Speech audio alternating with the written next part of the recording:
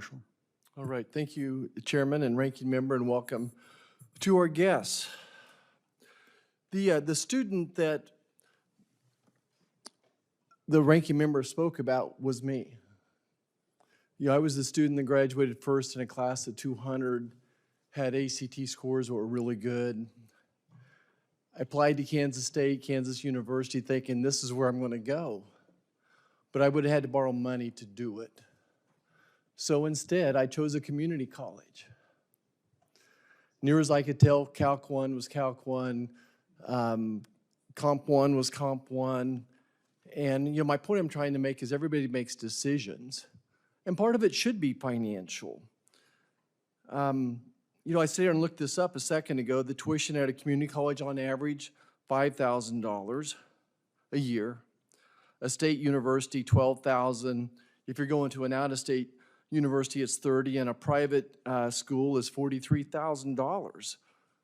So that first year in community college, I spent $5,000. Well, I spent way less than that, but today you'd spend $5,000 versus $43,000. And I would note that the cost of living typically in community college cities is a lot less than the big university cities as well. So I think the question is, at what point should the federal government reward people for making financial decisions that they should be responsible for? But it's a lot more than just choosing the school. Students today, they're told to take 5 years to go to college, when it should easily be done in 4 years. One way you can do that is to rack up some credits in high school.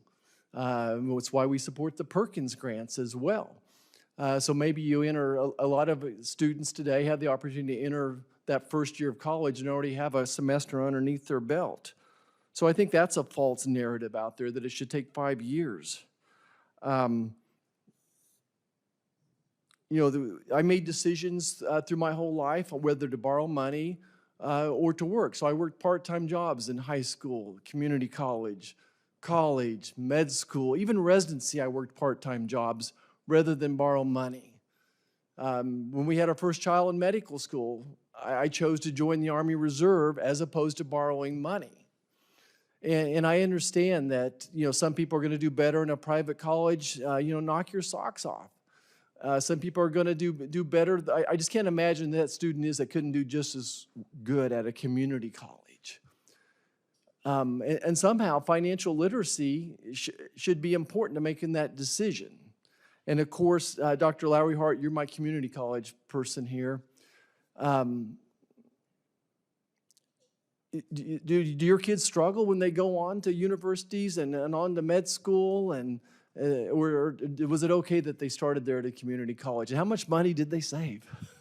Well, depending on where they went, the level of savings will vacillate, but they all saved money starting in a community college. And the data is pretty clear. My colleagues will affirm if they go back to their IR shops, community colleges that transfer to universities perform at or better than students that originated at those universities. They're well prepared.